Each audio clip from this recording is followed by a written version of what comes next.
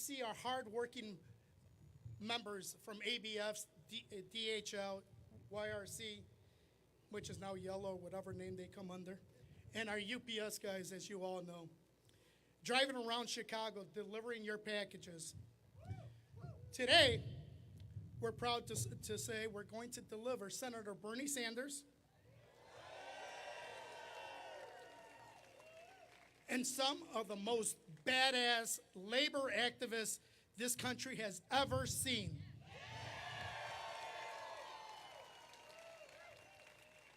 We are all used to politicians telling us what we want to hear, that corporate greed has to be reined in, and that the middle class has to be rebuilt. We're used to seeing them on the TV and in the newspapers saying how they're going to change. The difference with Bernie and the others up here is that I hear them as they are marching, standing next to us as we are on the streets fighting for better pay, safer jobs, the respect and dignity that we deserve, and most of all, fighting against corporate greed. Here at Teamster City, 705, we are all too familiar with fighting against corporate greed. You see, the wall back here says it all. Fighting for the future. That's what we do on a daily basis, and we win. As I started my fight for my coworkers back when I was 70 pounds lighter, and back in 1989, and it was a while ago, we were fighting about harassment. My package car colleagues were out there trying to do a job. Have you ever seen a UPS guy walk? Don't you ever see them running all the time, hustling? Well, can you believe it that UPS believes they're not working fast enough, hard enough, and quick enough? That ain't right. That ain't right. Excessive hours. Our drivers, men and women, can't participate in parent-teachers conferences. They can't see their kids play baseball, all because they're starting at 7 o'clock in the morning, going home at 9 o'clock at night. You see them out there. You see them delivering.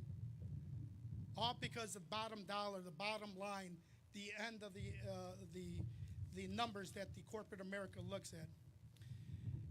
And once my brothers and sisters made me realize that we could take on corporate greed and win, I never looked back. Never looked back. During the pandemic, we all went through that pandemic. We all saw just how ugly corporate greed can get, right? We all seen the tragedy, yet corporate America seen the opportunity. Union members did everything from taking care of the sick, delivering your packages, checking you out at the grocery stores. What did corporations do in return? Besides sit home and be safe while we put our lives at risk to make that bottom dollar count for them. All they did was buy a goddamn billboard and call us heroes. And then they told us, shut up, get back to work, do more. Well, I'm here to tell you today that Teamsters Local 705 is never going to shut up.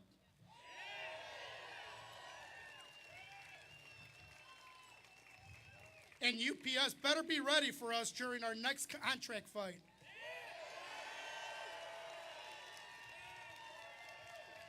Because we are more militant, more organized, more pissed off than ever before.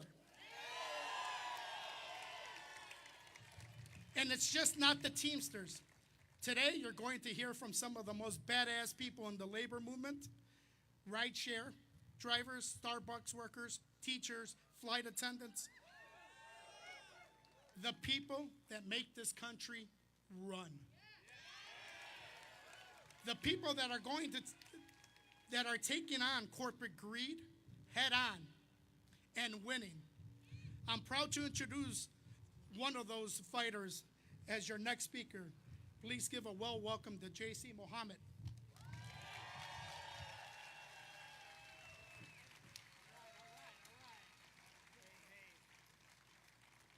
Thank you, thank you. I'm very delighted to be here. Chances are some of you, probably most of you, got here courtesy of an Uber or Lyft, right? That driver that got you here evidently got you here safely and on time, right? And if they didn't get you here exactly on time for the rally, well, at least they got you here in time for my remarks, so I really appreciate that. But no, seriously, though, these two companies, Uber and Lyft, have very quietly gotten to a point where they control and dominate about 40% of the transportation network here in this city, right? And they make up a huge part of what's called the new gig economy. Coming out of 2021, Uber actually increased their revenue 87%, $5.4 billion. Lyft wasn't too far behind, $3.2 billion. Meanwhile, the drivers that were called essential workers during the pandemic, most of them haven't been able to climb out of debt since the pandemic. In fact, most of them haven't even been able to find a ladder to a livable wage. Some of them haven't been able to climb out of poverty. I'm J.C. Muhammad. I'm actually a gig worker, okay? I represent a group called the Chicago Gig Alliance. Now, the Gig Alliance is a project of the People's Lobby, group that's been around for a long time. Yeah, he knows about them. They fight for economic justice, gender justice, racial justice, right? When they invited us to come here, we immediately said, yeah, we got to be here. We have got to be here. Why? Because we want to put the city of Chicago on notice that you cannot run roughshod over Chicago residents, adults, heads of household, struggling to make ends meet, right? And working to put bread on the table. These people are the essential backbone of these huge mega companies. And that's right, that's right. Yeah, we got to let her know, right? We got to let her know, right? While the city's been asleep at the switch, gig workers have been transporting people all around the city, all around the county, right? Delivering packages and food at any time of day and night, willing to go anywhere at any time, sometime in very dangerous and unsafe places, and doing so with their own vehicles, with their own equipment. And the wages are getting lower and lower. I don't need to tell you about the gas prices, right? Come on now. Gas prices are skyrocketing through the roof. And get this, gig workers like myself can be deactivated and terminated without cause and without recourse. Exactly. So what we have proposed is what's called a Chicago Rideshare Living Wage and Safety Ordinance.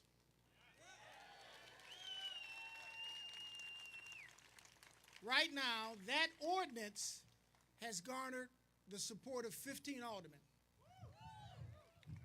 We're putting, not enough, right? Because we got to push it over the top, right? We're putting that ordinance before every single alderman and asking where do they stand. What kind of Chicago do you want to see for this next, 100 years? Do you want to see an economy that's a new gig economy that offers prosperity and opportunity to Chicago residents? Or do you want to see a new low-income plantation, right? We know what we want to see. We're asking them what do they want to see. So we want them to take a stand on this ordinance and tell us where they stand, because quite frankly, it's the gig workers that are taking their children to school and getting them there safely, taking them to work and getting them there safely, right? While the gig workers are also getting the shaft. So are they going to stand up for their constituents, or are they going to punk out to the big mega companies? I tell you a quick story. This happened to me just yesterday, and I'm a Lyft and Uber driver. I'm on State Street and Jefferson. I'm trying to get a ride a mile and a half to Harrison and Jefferson. Lyft wants to charge $48. Uber wants to charge $54 to go a mile and a half. Now, how much of that do you think the driver's getting? Right? There you go. So, to wrap this up, next week, 1 week from today, we're actually holding a protest in front of the Uber hub. That's right. 10:30 a.m., June 23rd, we're in front of the Uber hub, and we are making all these grievances known, and we're also outlining or laying out the solutions to the problem, because we have solutions. We're not just here to gripe. We want to show them how they can make this system better for everyone, right? So next week, if you can make it, we would like to have some of you guys out so we can lay out what we think needs to happen at our press conference, protest in Raleigh. And I thank you for your time. I love to be here. The Chicago gig workers stand with the Teamsters, stand with Bernie Sanders, stand with Chuy Garcia. We love you guys. You have been the tip of the spear in the fight for economic justice and workers' rights. Thank you for my time. All right. Please welcome from the School of the Art Institute of Chicago, Adjunct Professor Christy McGuire.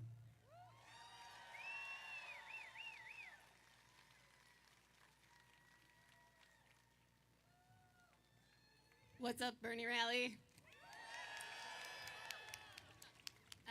My name is Christy McGuire, and I'm an adjunct professor at the School of the Art Institute of Chicago. And I'm here today to remind you that greed is not limited to corporations. SAIC prides itself as America's leading art school, where the cost of undergraduate tuition exceeds $50,000 a year. Our president earns over $700,000 annually. Our school and our museum share an endowment worth $1 billion. It's clear that the issue isn't money. The issue is predictable, basic bitch decisions made in support of the market and not our students, staff, and faculty.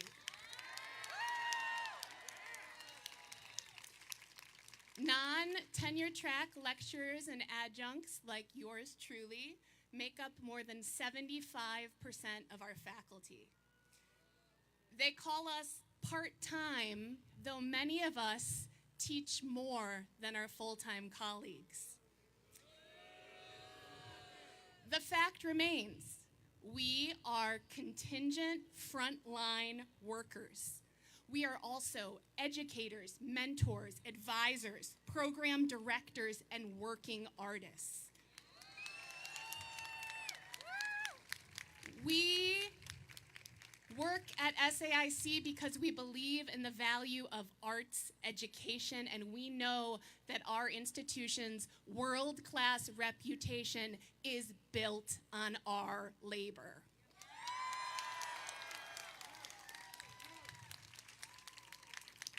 During the pandemic, we saw our contracts gutted. We have no job security, no avenues for promotion, and no guarantee of classes from one term to the next.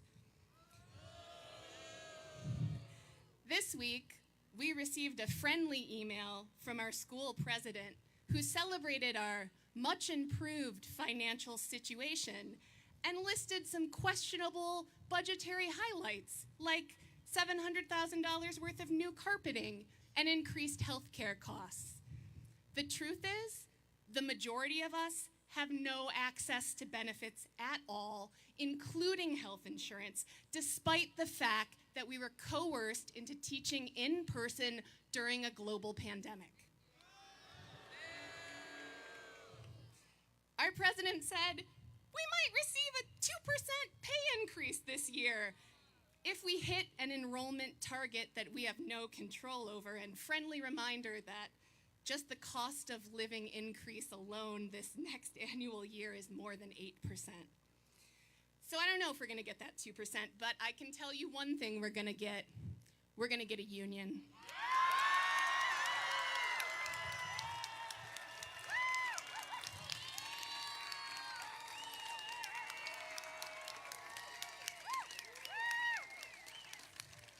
More than 600 of us are forming our union with Art Institute of Chicago Workers United, what we call ACWU, part of AFSCME, building on the incredible work of our staff colleagues at the school and the museum. I am so honored to have two of them with me on the stage today. Please meet Katie Rutledge and Maya Brown. Applause on the mic.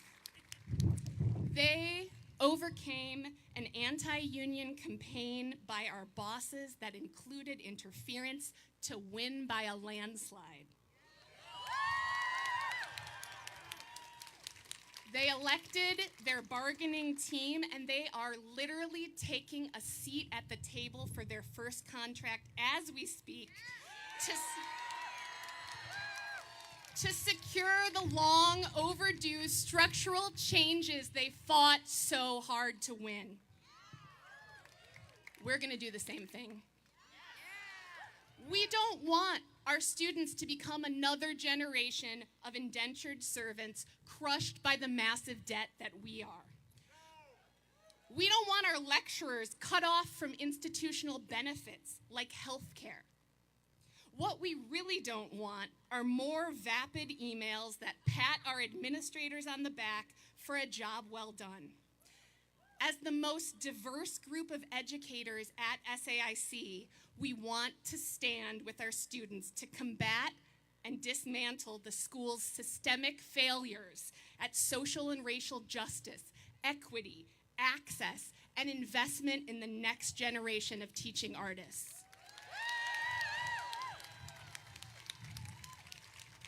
By forming our union, we are demanding that the school and the museum do better because they can't do any worse. We are not alone.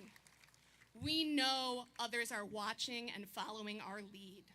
Thousands of our peers nationwide, in Minneapolis, in LA, in Philly, are forming their own unions under the banner of Cultural Workers United. In joining them, we are not only lifting up our colleagues, but we are insisting that all labor has value, including cultural workers, arts workers, and teaching artists.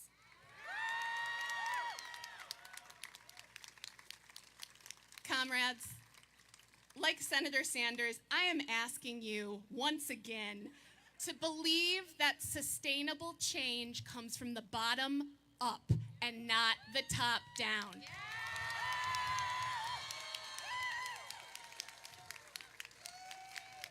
Nothing is more powerful than the solidarity, the collectivity, and the care that I have experienced organizing alongside my colleagues.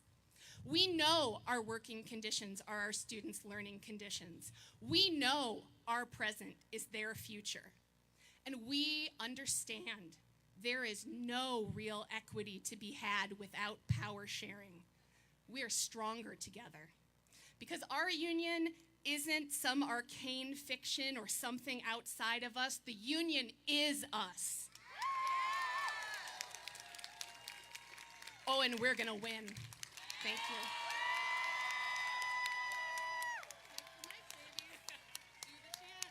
Okay, so AIC Woo, we have a chant. Who are you? AIC Woo! Say it with us. Who are Who you? are you? AIC Woo! Who are you? AIC Woo! Thank you. Now, please welcome from Starbucks Workers United, Finn Doris.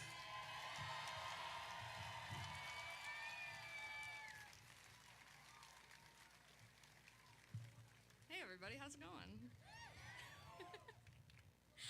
My name is Finn, they, them pronouns. I am a barista at the largest unionized Chicago store. Thank you. I'm really honored to be one voice amongst hundreds and thousands of other labor workers who are looking to expand their rights and protect the rights that are promised to us and should be forever promised to us. Thank you, I'm short. Since filing to unionize, we've faced pressure and punishment from upper management. We've had hour cuts that will result in lost benefits for partners the next quarter.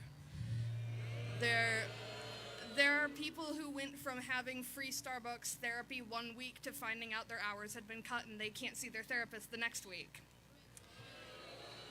Bad job, everybody, yeah. Despite these obstacles and challenges, my store banded together, and we have an incredible community and incredible camaraderie, and frankly, May 25th, that's how we did it, and won 20-3.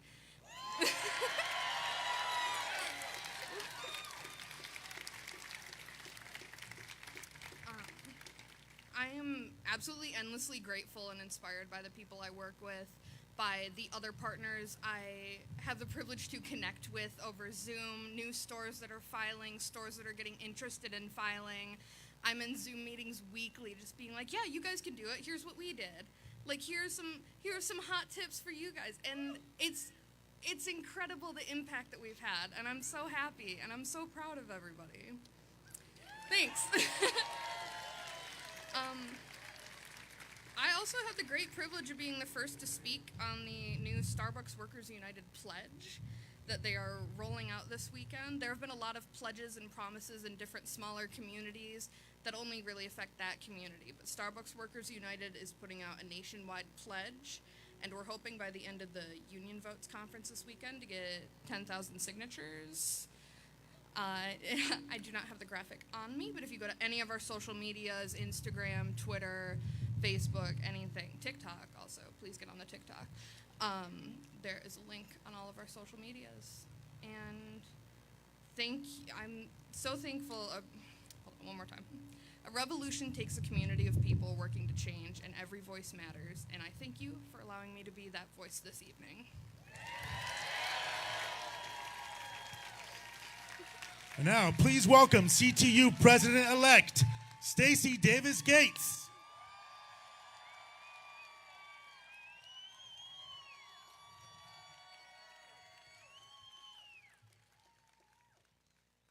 So, hello, Chicago. That's more like it.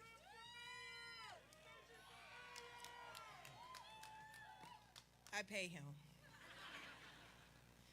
No, he actually pays me. That's Oscar, one of the most enthusiastic, committed organizers, rank and file organizers in our union, and he has never not been there for us. So shout out to Oscar. Can y'all give him a round of applause?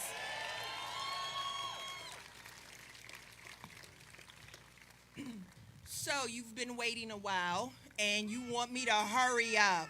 You all want me to hurry up. So what I want to do first is say welcome to Chicago for those of you who are here for labor notes. Welcome. Welcome to the city that holds the labor movement down. Welcome to the birthplace of my forever president, Karen Lewis. and welcome to the city that gives the Chicago Teachers Union a lot of love and support.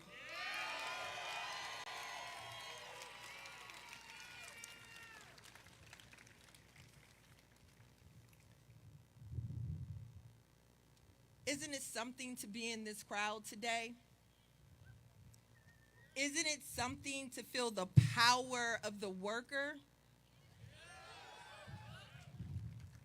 And isn't it something to be at Teamsters, where their new leadership said they are going to shake up this country?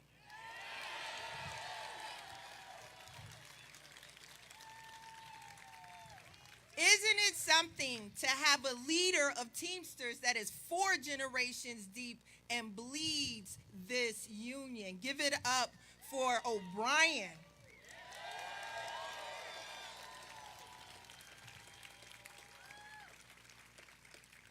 President O'Brien, the labor movement in Chicago, and in particular, the Chicago Teachers Union, has a lot of hope for the type of coalition that we can build across industry. But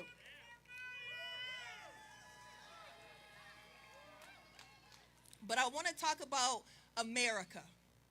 An America that saw over 1 million people die in a pandemic that some of us cannot even acknowledge.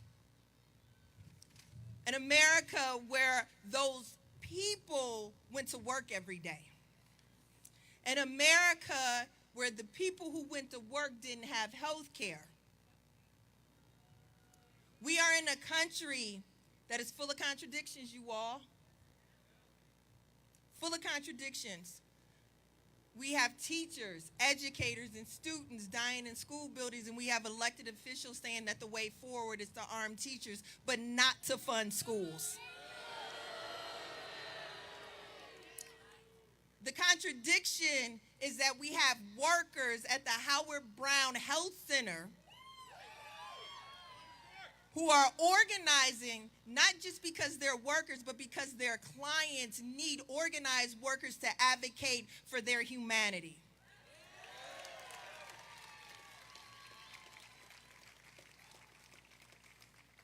I keep thinking of what I can say to inspire.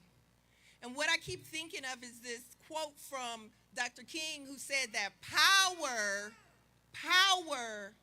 is purpose achieved. Power is purpose achieved. Labor, what is our purpose? Labor, what is our purpose? Because our purpose has to connect to our needs. It has to connect to our humanity. So let me tell you what I think our purpose is in labor. I think our purpose in labor is to protect, defend, wrap our arms around the worker.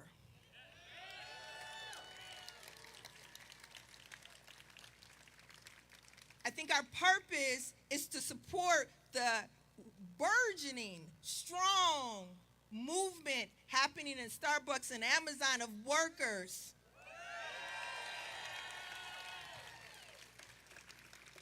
Workers who ran this country. You still got coffee. You didn't miss a package, but they missed their families. They miss health care. They miss dignity. So how do we support workers if our purpose is to support our workers? What is our purpose, labor? Is it to act like we are in America that doesn't yet recognize the humanity of my 13-year-old black son? I make it personal. If it's up here, we don't feel it. We live in a country that says that Black lives matter, but every time we see B-roll. So what is our purpose, labor? Are we human only from 9 to 5? Or does it matter what my community feels like when I drive home at 5:30? What is our purpose, labor? I'm a woman, and I have 3 beautiful children. And when I work, Child care cannot absorb all of that because I still got a mortgage, I still got an electric bill, and I still got a gas bill. I live in Chicago. So is our purpose in labor to fight for women's reproductive rights?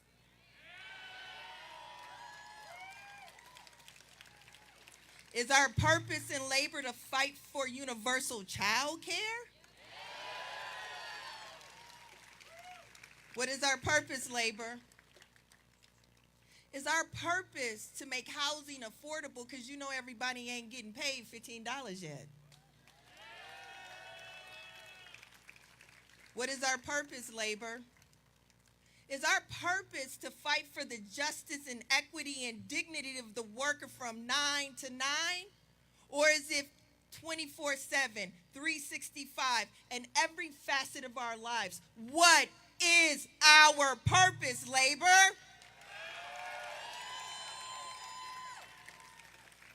Let me say this.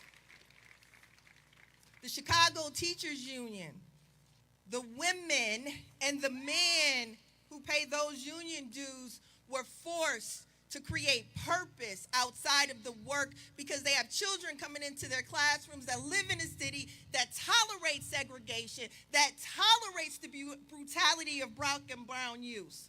So what we did, what we said we needed in this moment was a union that saw the humanity not just of the workers but of the people that we serve. So when I think about the workers at Howard Brown, I know that they have purpose because they say that the LGBTQIA plus community deserves purpose, dignity, and their power. So they are not just organizing because they need a better wage. They are organizing because their community needs protection, visibility, and they are organizing because the power of the union is transformative.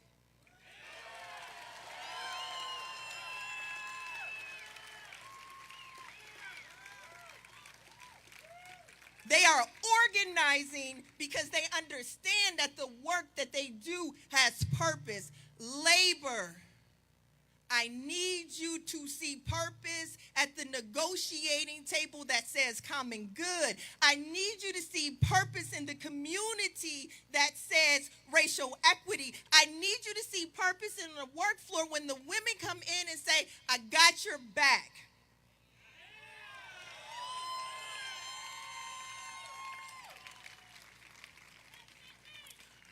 Power is purpose achieved. What are we willing to sacrifice to achieve our power? Will we open our negotiating table for people who ain't been there before? Will we open our leadership to women who may need a little more support?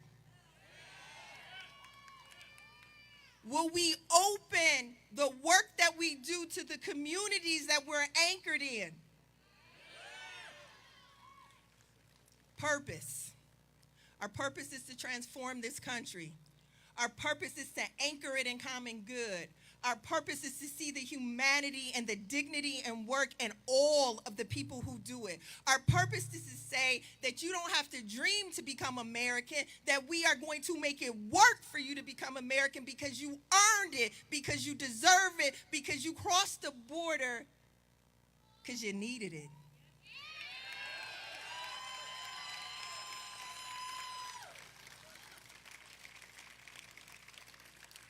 Thank you, workers at Starbucks. Thank you, workers at Amazon, because you are democratizing labor. You are saying it is open for all. You are naming justice. You are naming equity, and you are doing it from the bottom to the top.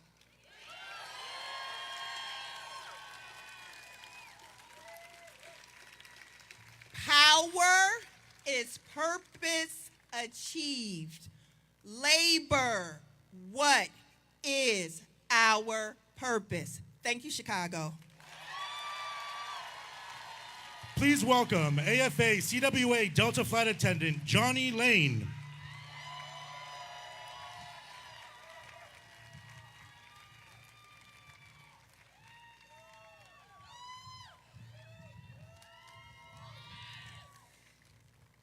I'm sorry, I have to take a moment. I'm so overwhelmed.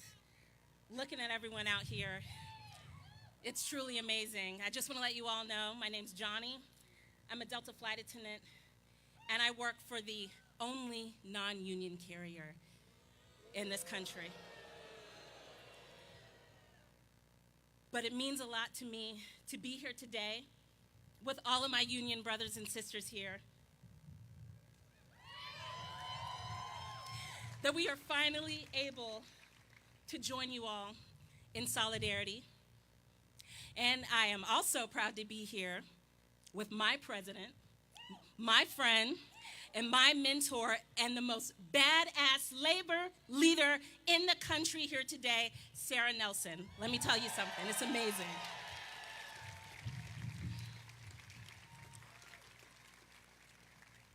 And since I'm among friends here today, I got a story to tell y'all about why I'm here and why I'm organizing. This happened years ago, but it's a story about when my car was stolen. Now, my car being stolen isn't the important part of the story. It's what my employer did when I told them my car was stolen. So, like I said, I've been a flight attendant for over 14 years, and a common line that they tell us is that you don't need a union. You don't need a contract. I know.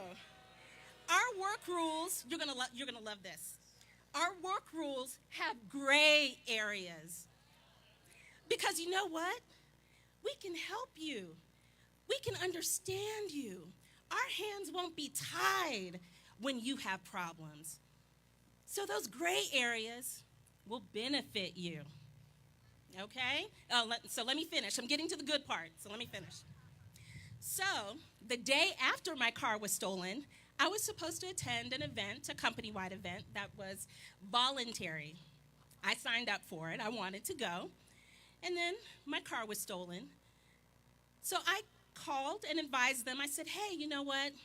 I'm not going to be able to make it. My car was stolen. I'm dealing with insurance. I'm filing police reports. I'm so preoccupied. I don't even know how I would get there in the first place. Just won't be able to go. So this is what they told me. Well, if you had called 2 weeks in advance, it wouldn't go on your record. But since you're calling the day before, we apologize, but it's going to be a mark on your attendance record. Because everyone plans to get their car stolen before going to a voluntary event, right? Okay. So the reality is, without a contract, those rules might be gray, but when it benefits Delta, they're black and white. And as a matter of fact, when it benefits them, they could be whatever color they want them to be. So we're going to fast forward to November 2019, when we launched our official AFA campaign to organize. Right. Yeah, I'm going to set the scene. This was November 2019. I was so hopeful. I was ready, excited. We were going to do this. This was our year. Then you all know what happened. The pandemic hit. Things changed for the airlines. So many of my coworkers stopped flying, or they quit entirely. It was so hard to organize. People wouldn't even want to talk about the union. They were afraid to even say the word at work. And I was so lonely, so defeated and hopeless. And I know you all have seen the news. Some of the stories seem sensationalized, but my colleagues here, we have some Delta flight attendants here, they can tell you.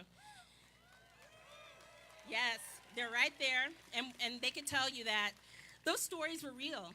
People were yelling in our faces, threatening to punch us and fight us.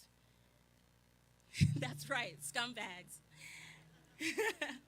And working conditions deteriorated, not just for my airline, but all over the industry. And continuously, Delta showed us why we needed a union and why we needed a real voice in the workplace. But I do have good news. The tide is shifting. I just worked recently and 3 brand new flight attendants, their first trip at Delta. I had a conversation with them, and they signed a card to show support for the union. And let me tell you what that means. That means for us, organizing under the Railway Labor Act, more than 50% of us have to show support for the union. That means over 12,000 flight attendants at Delta Airlines have to show support for the union, and they need to sign a card within 1 year to trigger a vote. So we know it's going to take hard work, but we know we can win.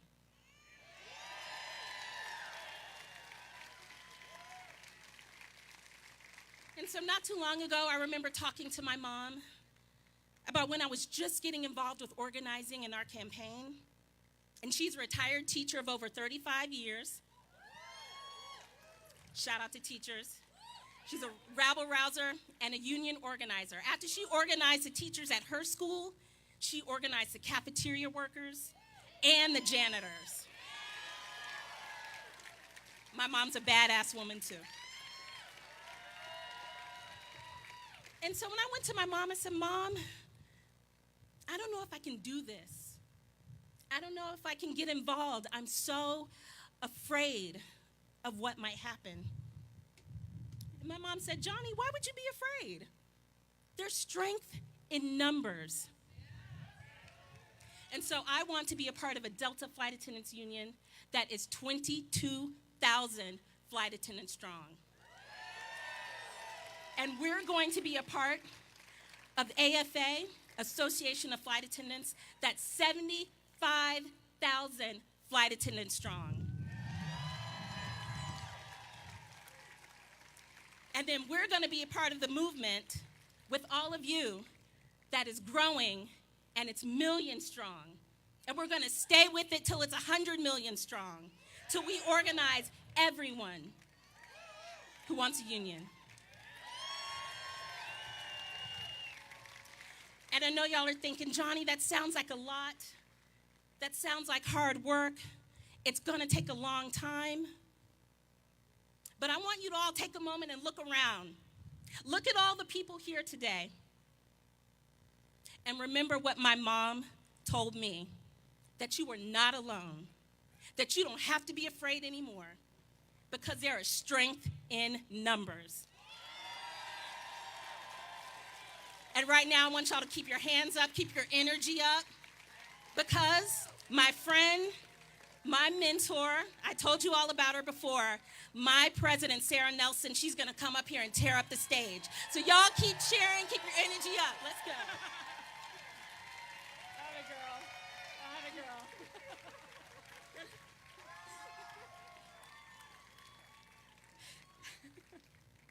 2 weeks ago, Johnny said to me at a union meeting, if I ever get a chance to meet Bernie Sanders, I would lose it. Sarah, can you possibly make that happen? Yes, Johnny, we can make that happen.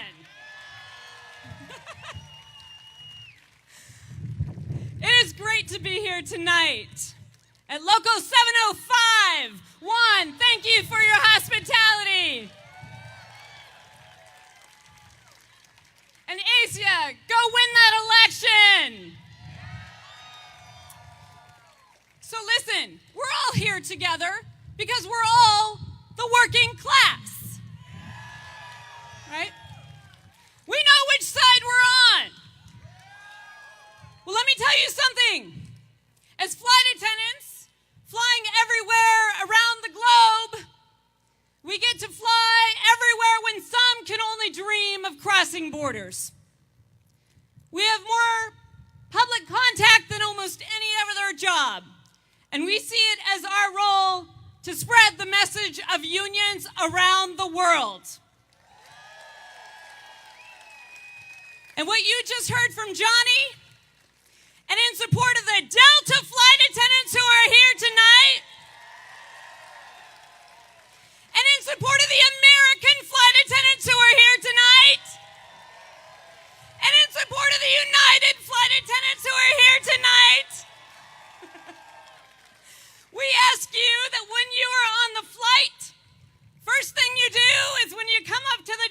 put your phone down, greet the flight attendants, let them know that you've got our backs.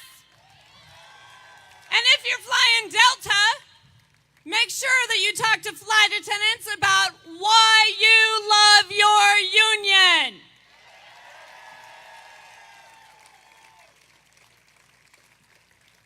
So as workers, solidarity doesn't have borders. Solidarity is not transactional. Solidarity is what we live in our hearts. And I want to point out, now this is going to be hard, because actually they're a little bit short, so I need your help. But I want to call out Mylene Cabalona and Ann Kruger, who are here from Bien Union in the Philippines.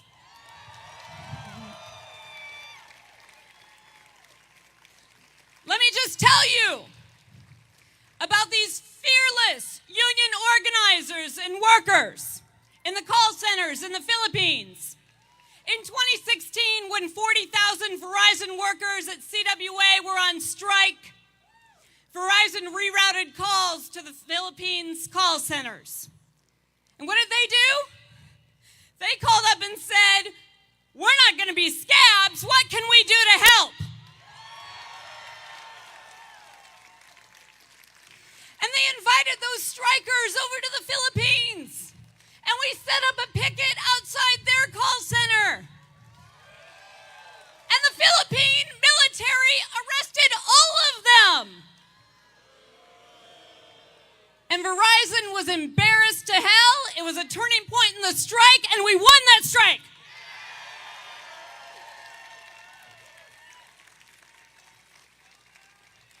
Now, Ann is an organizer, and in the Philippines in 2019, she was put in jail because she was red tagged by the government. They accused her. I wish you could see Ann right now, because honestly, if I wanted to feel comfort, if I wanted to feel at home, they're right over there, right over there.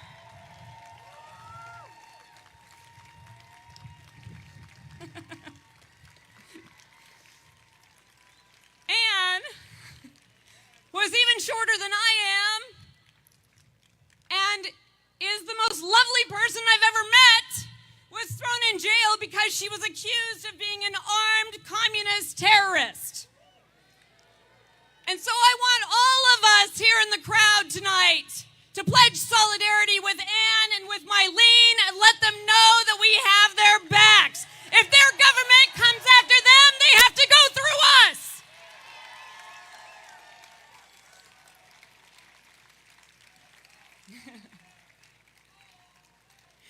Now, international solidarity, that's right.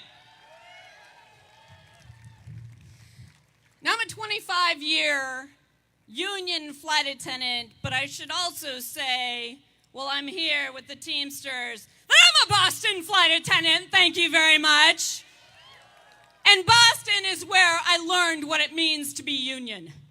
When I got there and my company failed to pay me, it was another flight attendant who tapped me on the back and offered me an $800 check and showed me first day on the job what solidarity looks like. And so I got involved. I got involved in our union because I met all these amazing people who I thought were incredible. And then we had bargaining and we negotiated a contract that I thought stunk. So I worked really hard to get it voted down, and when it didn't quite get voted down, I saw people throwing down union pins, and I thought that looks real good. But then I thought of that flight attendant who stood there and offered me that solidarity and that hope when I didn't have any, because I couldn't even have a cent to get something to eat. And I said, we can be more. And what I learned is that I was a part of a union that was formed by women and fought through every discriminatory practice to try to turn this job into something that people leave when they're 32. That they leave when they get pregnant or get married. That they don't even get to have if they are black or indigenous or Latina. We fought for men to have the same rights on the job as women. You're welcome.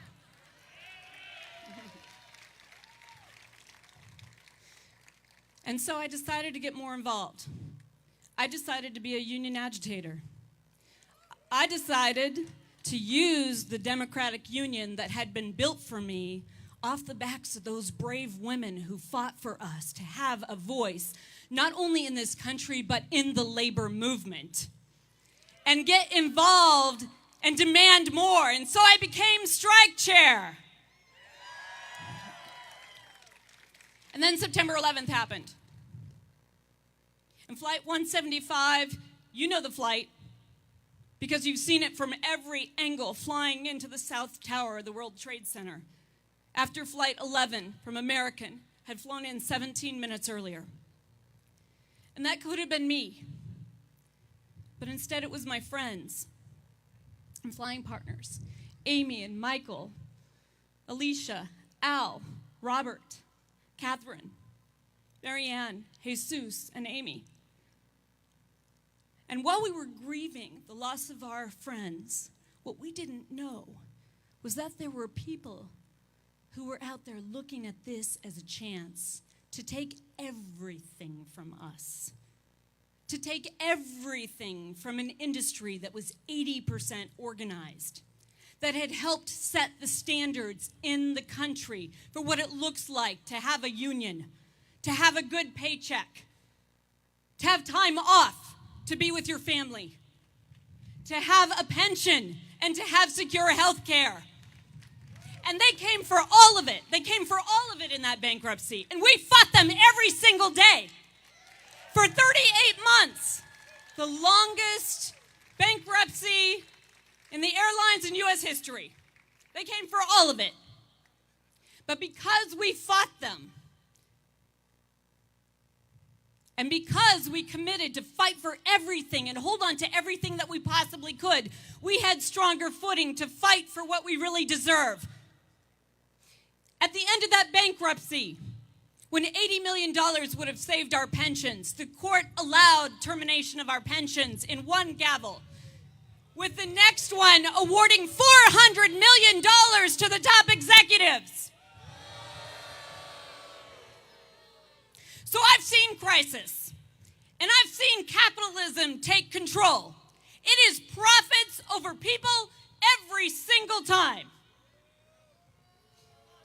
But because we fought, I want to give you some hope here. Because we fought, we saved retiree health care, and we doubled the amount they were willing to spend on a pension replacement plan. But we learned a thing or two. No way in hell were we ever going to be taken advantage of ever again. And we also learned that one of the reasons they were able to do this was because they were able to tell people you should feel lucky to have a job. We're going to get back to that one. So when we saw the same sort of situation brewing with what was supposed to be a disagreement over whether or not our southern border security required a border wall, and this government allowed us to go into a government shutdown in December of 2018. We were watching very closely because we know what happens when our federal sector sisters and brothers can't do their jobs. Our safety is on the line too. They are not a bunch of bureaucrats. They are our friends and neighbors who make sure that we get our Social Security checks, who make sure that our aircraft have a route so that Bernie Sanders can get here tonight, who make sure that we're safe when we go up there in the air. And they were going without a paycheck. Some of them summarily dismissed. The contract workers, 1 million of them, no notice, just out of work. 400,000 of them forced to come to work without pay.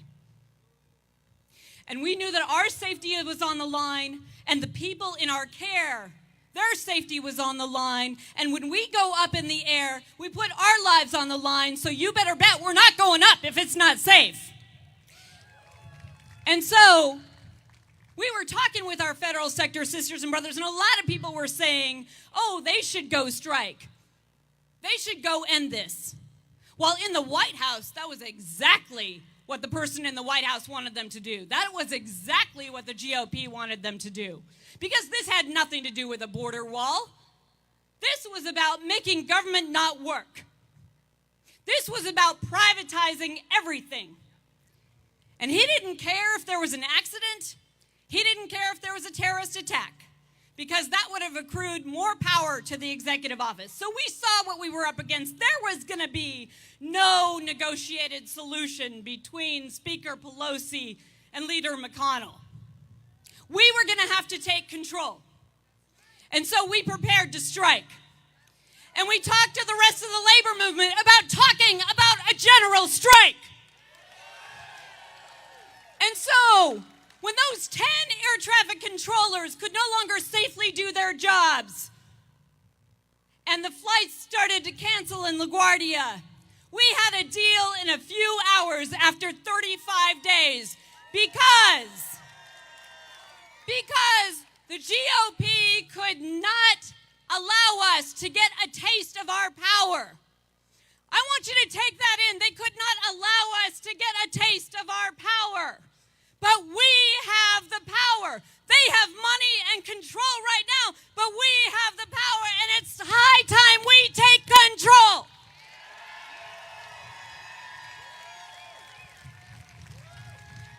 Now, everything is on the line. Everything is on the line.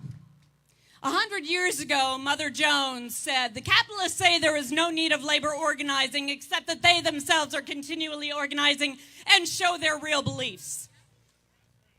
But she also said, you can solve the whole problem easily. If, for instance, every industry in America were to hold up, the capitalists would yield to any and all demands because the world could simply not go on. She was talking about a general strike. I want us to understand the strike is our tactic, solidarity is our power. And so we took that, and we took the power that we had generated. And when the airlines needed money in this crisis, we said, it's our demands first. We're going to get a workers' first deal. We're going to get the money going to our paychecks. You can't fucking touch it.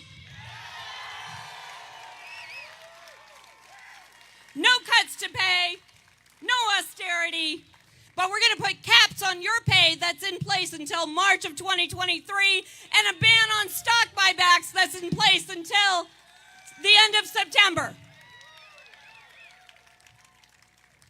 Workers first. We drive this economy, and we know that they don't give a shit about us. We were treated as disposable during this pandemic, and we better understand what they think of us and what we have to do to change it. Now, I want to thank the brave strikers from the caucus of rank-and-file educators who built up their union at CTU, and Karen Lewis showing us that we can still strike in this country, and we can win. And I just want to know, how about that Mayor Stacey Davis Gates? Has a nice ring. CTU fought to make sure that there could be school nurses in the schools. Let's just think about that for a second. These children who were going to class and couldn't figure out how to learn, it was because they couldn't hear, or there was something else going on. And that nurse identifying that for those parents who are working 2 and 3 jobs just to get by and not sure what they can do to help their child learn, the union made sure that they can learn. The union was there. The union is the answer. So we got a question. Which side are you on? The fight in front of us is not between men and women. It's not a fight between queer and straight, black and white, Democrats and Republicans. The real fight, the only fight that matters, is the fight between billions of people who get up and go to work for a few $1,000s a month, and a few thousand billionaires who are stealing the value we produce, sucking off of every dollar they can and building rocket ships to jet off while leaving us on a burning planet.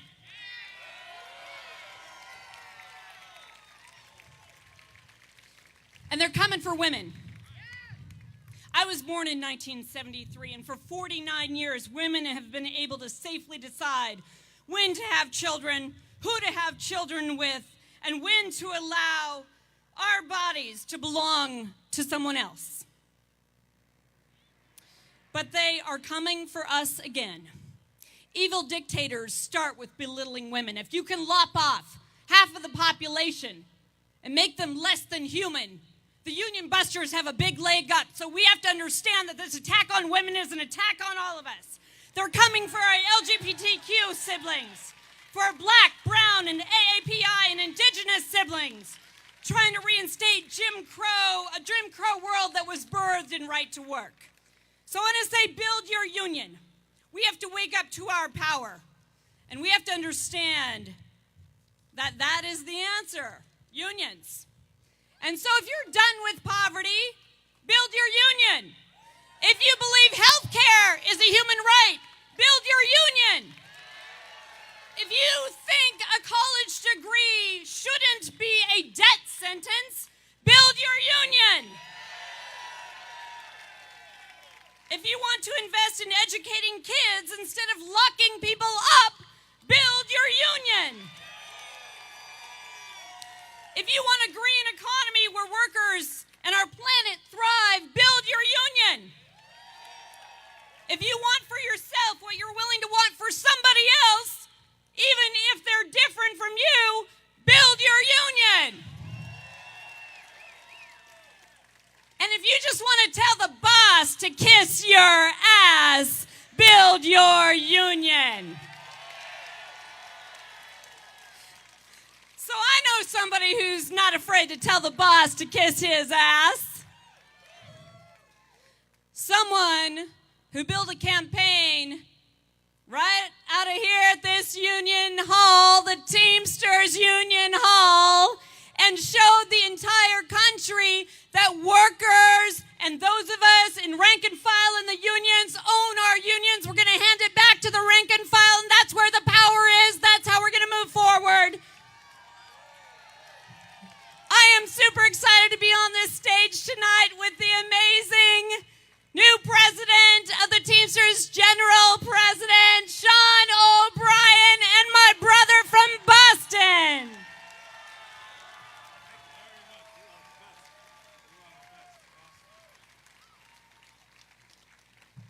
Just for the record, I do not want to ever fight that woman right there. I'll fight with her, beside her, but never against her. Listen, thank you very much for allowing me this opportunity. I want to thank all the great speakers and the leaders who actually were up here with the courage and conviction to take on this white-collar crime syndicate known as corporate America. Thank you, thank you, thank you. I want to thank my good friend and my partner and one of the people that made it possible for us as Teamsters to take back this international union, representing 1.2 million men and women working every single day in essential jobs. I want to recognize Juan Campos, my friend, International Vice President, and also the Principal Officer of Local 705. And what do we say, 705 what? Thank you. I also want to thank, more importantly, everybody that's in this audience today. You know, we talk about our campaign, a little bit of history about myself. I'm a fourth-generation Teamster out of the great Local 25 in Boston. I've been a 32-year member. I came out of the rigging industry. I worked rank and file since my 18th birthday. I took over Local 25, one of the most controversial but most vigilant local unions in the country, at 33 years old. I also had the opportunity to run for International Vice President in 2011, where I was elected the youngest vice president in the entire country. And I am proud to tell everybody every single day when they ask, what do you do for a living? I tell them I'm a Teamster truck driver and damn proud of it.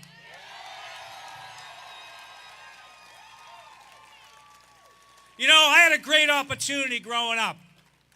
Because of 4 generations in the family, we were able to learn what it's all about to be a great Teamster, but more importantly, to be an advocate for people that didn't have a voice in the workplace.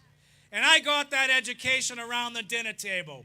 If we were at wakes, if we were at funerals, if we were at any function, the rhetoric always returned back to Teamsters Local 25. And the good thing about that is when I joined the local union, I had an advantage over people coming in the door. I had an advantage because I knew what it was to be a good union person. And the one thing we have to focus on right now, and I've learned this, campaign in the last 3 years around the entire country, as if this next generation has a true thirst to organize. It's refreshing. It is absolutely refreshing. We have to embrace the new ideas, like the Starbucks workers, 150 strong locations. We have to educate, but we also have to embrace. We have to embrace new ideas and messing with the core values of what it truly means to be a trade unionist.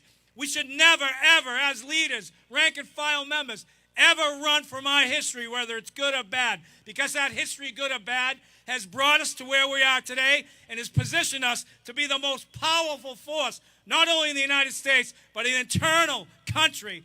Working people will control this country and this world moving forward. Now, we've got a battle. We've got many battles with these white-collar crime syndicates known as corporate America, where they think that the new workers are afraid, where they think they're afraid to take on the boss, where they think our new workforce is vulnerable. That ends today, because I will commit to you, on behalf of 1.2 million members strong in the strongest union in the entire world, the International Brotherhood of Teamsters, you will not be alone in your fight, and we will fight till the death. The problem with corporate America, the Bezos of the world, the Schultz, the Musks of the world, they are all born on third base, and they think they hit a triple to get there. But their reign of terror is over. The one thing we have to focus on is having a vision. We have to eliminate the division. Far too long, this country was always recognized as being united. Unfortunately, we aren't anymore. We are divided. And who wins when we're divided? The bigwig corporate bosses like Bezos, Schultz, and Musk. And it's unfortunate because we have such a society where they prey on our infighting, they prey on our disagreements. That all needs to end tonight. We need to be one voice, one vision, one movement with one goal, is to make certain we take back the working class and reestablish a strong middle class where we can have health care, where we can have pensions, where we can retire and maintain our current lifestyle while we're working. My sister, are you ready for the fight? My brother, are you ready for the fight? Well, let's take it to the street. Now, they are not the only white-collar crime syndicate that's involved in demoralizing workers and taking advantage of workers. We also have elected officials that fail to recognize and fail to care about how important we are. I got the opportunity to travel all over this nation during the pandemic campaigning. And our pandemic for Teamsters, where we were considered essential workers, we were providing goods and services to this entire country, whether it was delivering groceries, delivering packages, picking up your rubbish, and anything else that we needed to survive. And we were all heroes at that point in time. And no one cared once the pandemic started to end. Corporate America just focused on the bottom line of their balance sheet and forgot about the people that made them the success. That's our rank and file. Those are our essential workers. And we are going to take back everything we want. We are not going to make demands. We're going to take from the rich. We're going to take. We're going to do what they do to us every single day. But The real disappointing thing in all this is the elected officials. The elected officials who fall in love with these spoiled billionaires who make campaign contributions and they sell their soul for a pack instead of focusing on who really needs the help, who really needs the elected officials when we're in a pandemic, we're in a fight. They are the most corruptible people I've ever come across. The Lindsey Grahams, the Mitch McConnells. They have no problem watching corporate America's profits go up while our members and our working class wages go down. That ends today, that ends tonight, and we take the fight to the street once again. What is going to be germane to the success and survival of the labor movement is to organize. But before we organize, we need to mobilize. We need to strategize, organize, and then pulverize. These crooked politicians, these white-collar crime syndicates known as corporate America, have to understand the labor movement is not an individual sport. It is a team sport. And we can't afford to not engage. We will not have another opportunity like we have right now, where we have a little wager going on where, my sister, Sara Nelson, you probably heard of her, said to me, looking in my eyes sincerely, said, do we have the ability to organize 1 million members over the next 10 years? I said, Sara, I'm only 29 years old. I know you're 28. We got the opportunity to do it with all of your help and all of your support. The one thing, as I mentioned, I come from a neighborhood in Boston, right? And my neighborhood was always filled with some type of conflict or controversy. And it was riddled with schoolyard bullies. And those schoolyard bullies would be out there every day looking at who was vulnerable, who they could attack, who they could basically extort.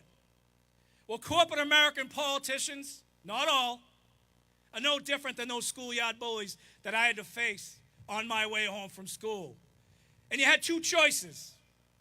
One, you could take the path of least resistance and find your way around your neighborhood and go back in your house. Or you could do with anybody with any type of dignity, respect, courage, and conviction, knowing that the consequences may not be favorable. You could walk down that street, take on that schoolyard bully, gain the respect, and make certain that win, lose, or draw, that they knew we were coming back every single day until we win. It's no different. It's no different in the labor movement. We've got to go into work every single day, take on those schoolyard bullies known as management. We got to deal with those bullies in Washington, D.C., and make certain they know we may lose, regardless of consequences. We will be back every single day until we get what we want and get what we deserve. Now let's get back to the three amigos or the three stooges or whatever they're called: Bezos, Amazon, Tesla, Musk, Starbucks, Schultz, and the Lindsey Grahams of the world, and also the Mitch McConnells. They need to understand. They need to understand one thing. They need to understand that when you take on the Teamsters Union, you take on the flight attendants, you take on every single union in this country, but more importantly, you take on the rank and file members in each union that makes this country a success. You better put your helmets on and buckle your chin straps. It's a full contact sport. And Bezos, Schultz, and Musk, we're coming. We're coming hard. It's not going to be pretty. Listen, I have a philosophy I've lived my entire life, and I've taken it into my career. I'd rather ask for forgiveness than permission. So guess what, boys? We're coming for you. It's going to be hard. It's going to be painful, so ice up. Now, the one person who is vital for this fight to be successful in organizing, taking on corporate America, holding people accountable, because that word accountable doesn't exist in most cases in politics anymore.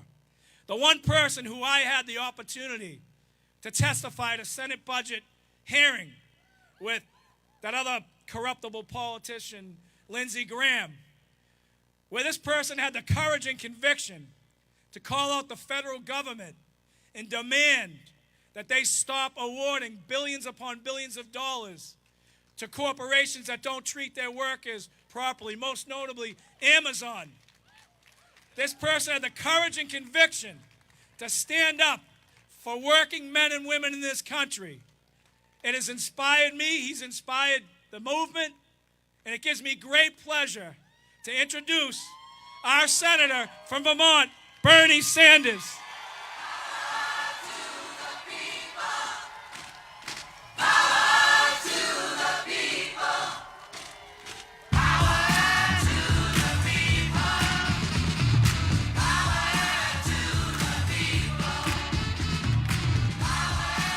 Thank you, Chicago!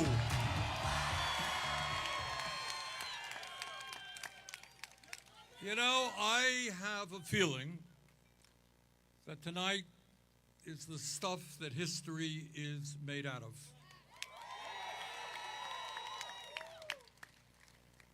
Tonight, right here in this great city, we're bringing people together to tell the ruling class of this country we are sick and tired of their greed,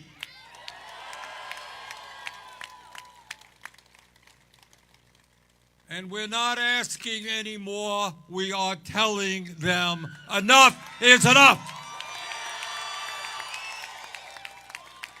I want to thank Sara Nelson and Sean O'Brien, two of the strongest progressive trade union leaders in America, for being here.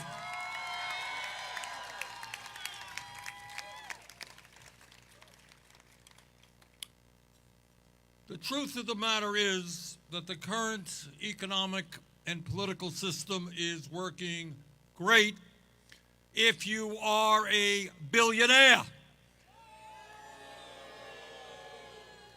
It ain't working so great if you come from a family like mine, working class family, and families like yours. And I'm going to talk a little bit tonight about stuff you don't see in the corporate media and you don't hear too much in the halls of Congress. And that is that right now, at this moment, we have more income and wealth inequality in America than we have ever had as a nation. We have more concentration of ownership than we have ever had as a nation. And we have more corporate greed than we have ever had as a nation.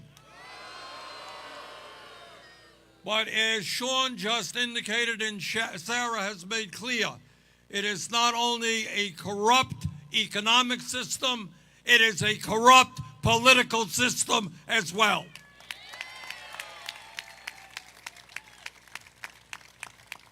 And I know I speak for the overwhelming majority of American people, not just Democrats, not just Republicans, not just independents, but all people who say we are sick and tired of billionaires buying elections and buying politicians.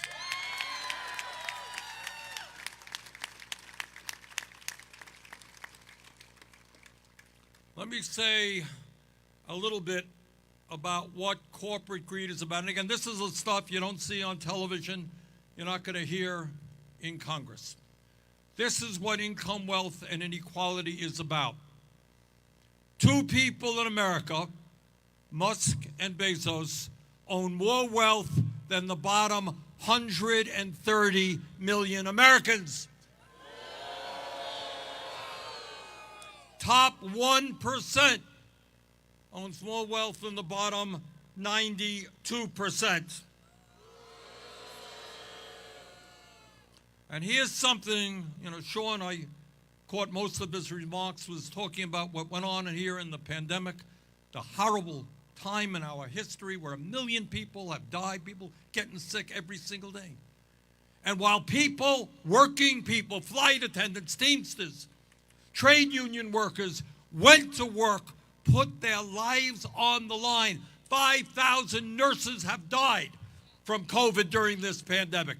And we thank the nurses and we thank the doctors for protecting us.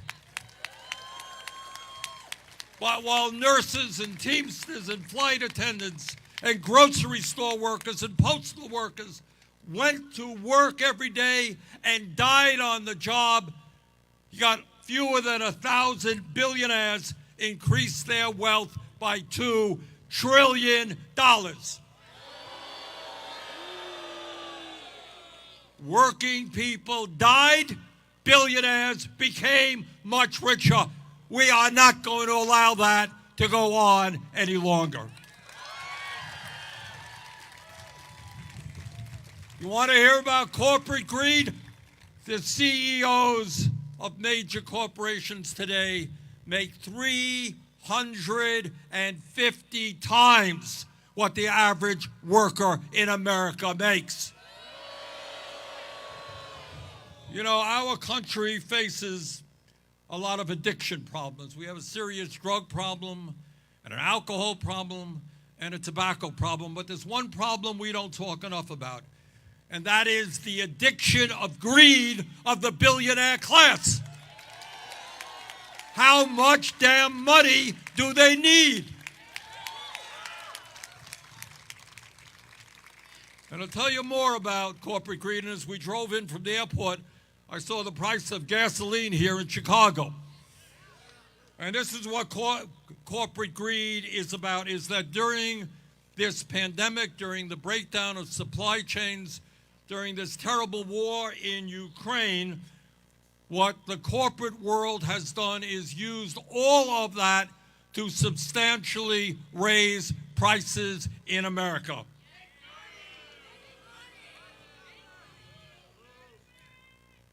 What we are looking at is a situation in terms of gas, and I want you to hear this. Today, in my state, gas is a little over $5 a gallon. Here it's a lot more than that. And you should know that during the first quarter of this year, the oil companies made over $93 billion in profit.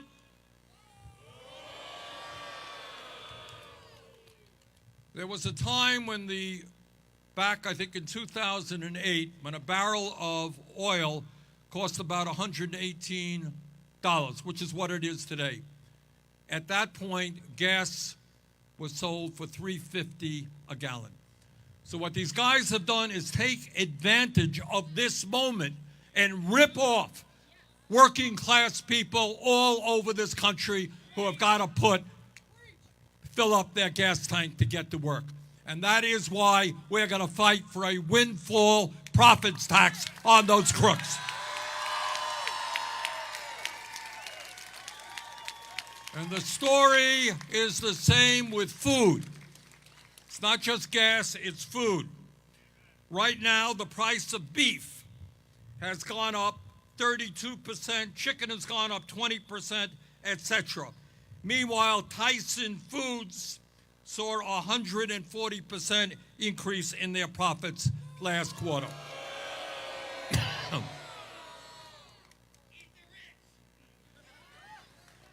Same thing for prescription drugs. We pay the highest prices in the world for prescription drugs, and yet last year, 3 companies, big, large major companies increased their profits by 90%. Same thing with the insurance companies. So what we are seeing in America is the standard of living of working people going down while corporate profits are soaring and billionaires are becoming much richer.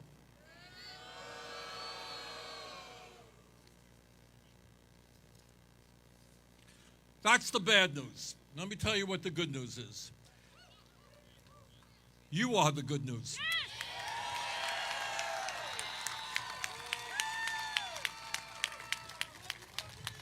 The good news is that all across this country, where you saw very brave people on Staten Island at Amazon stand up and take on Jeff Bezos and win, and their brothers and sisters in Bessemer, Alabama came awfully close, and they're going to win next time around. 6 months ago in Buffalo, New York, young people organized in 2 shops. Now it's 150 Starbucks shops that have been organized. And it's not only blue-collar workers. At MIT in Massachusetts, one of the great universities in America, they have been ripping off big-time adjunct professors. They voted overwhelmingly to go with the United Electrical Workers and form a union. In my own city of Burlington, Vermont, resident doctors, the young people who are doctors who are working in hospitals, they're working 70, 80 hours a week. They voted to organize a union.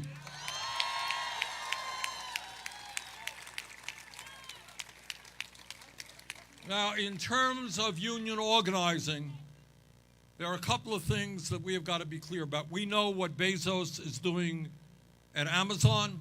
We know what Schultz is doing at Starbucks. Their strategy is very clear.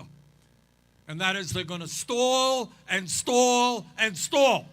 You vote for a union, and they're going to have lawyers all over the place to make sure you don't get a first contract. And that is why, among other things, we have got to pass the PRO Act,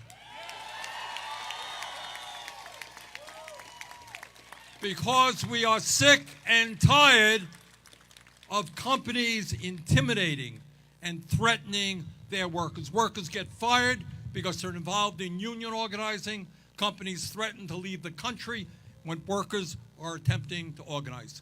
So we say to Bezos and to Schultz and to all of those guys, one way or another, your companies are going to be organized.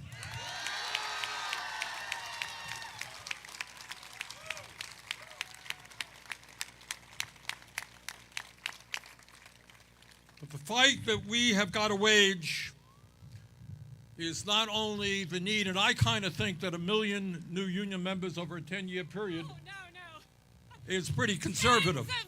Tens of millions, yes. That's right. It's a very conservative number. And that's what we can do. The fight is not just to organize our brothers and sisters into unions so they can earn a decent middle-class living, so they can have decent schedules, so they can have decent health care and decent retirement benefits. What we have got to do is support organizing all across this country. But there's something else that we have got to do as we build and revitalize the trade union movement under leaders like Sara and Sean. And that is, we have got to tell my colleagues in Congress that they got to stop listening to their billionaire campaign contributors, and they got to start listening to the needs of the working class of this country, which is struggling.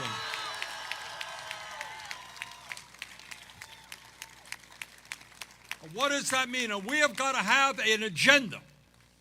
We've got to bring that agenda to every household in America. What does a progressive agenda mean? It means that health care in America must be a human right, not a privilege. And that means that we join every other major country on earth and guarantee health care to all as a human right through Medicare for all. It means that we tell the drug companies we're not going to continue paying by far the highest prices in the world for prescription drugs. We're going to have Medicare negotiating prices, cut prescription drug costs by 50%. It means, and we don't talk about this enough, we're going to end starvation wages in America. There are millions of American workers right now working for $8, $9, $10 an hour. I don't know how anyone lives on those starvation wages. And we got a federal minimum wage of $7.25 an hour. We've got to raise that minimum wage to a living wage. And that means more than $15 an hour.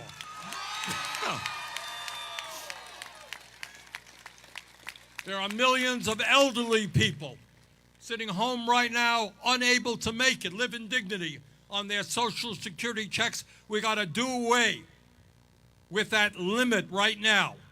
The top gap on Medicare, on Social Security of $147,000. We got to lift that cap. Tell Musk and Bezos they're going to contribute into the fund and expand benefits for all Social Security benefits. And we're going to pay for that by a tax on Wall Street speculation. And when we do that, we're also going to understand that education, the right to as much education you need without going deeply into debt, is the right of all Americans. We're going to revolutionize child care. Families in Chicago and Vermont can't afford $15,000 a year for child care. We're going to substantially lower the cost of child care. We're going to make public colleges and universities tuition free.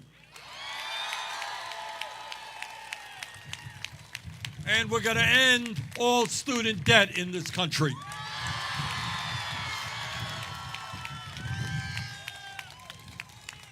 And if you can believe it, today we are the only major country on earth that does not guarantee paid family and medical leave. How barbaric is that? There are women who give birth and go back to work a week later because they need that paycheck. There are moms and dads who have to make the choice about whether they get fired from their jobs or they take care of a sick child. That is not what takes place in a civilized society. Minimum 12 weeks paid family and medical leave.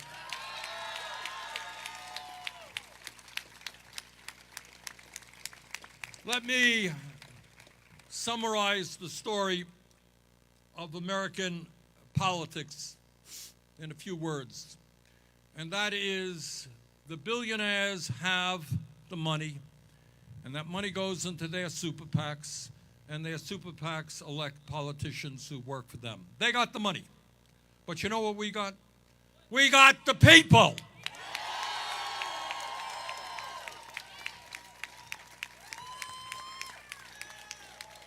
And building the trade union movement is not just workers earning better wages and benefits and working conditions. It means when we bring our people together in an organized, uniform way, we will have the political power to control what goes on in Washington and not the billionaire class.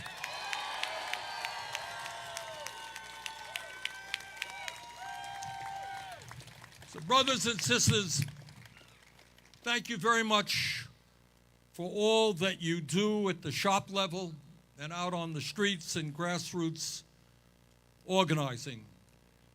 I believe from the bottom of my heart, and I have been like Sean all over and like Sarah all over this country and have talked at God knows how many rallies. The American people are prepared right now to stand up fight back, and take power. This is not easy. Real change is never easy. History of America, people have fought and died in the trade union movement, in the women's movement, the civil rights movement. None of this stuff is easy, and don't kid yourself. It ain't going to happen tomorrow. But I have zero doubt that if we stand together and not let the demagogues divide us up by the color of our skin or where we were born or what our sexual orientation might be, that if we stand together around an agenda that says that this country belongs to all of us and not Bezos, not Musk, not the billionaire class.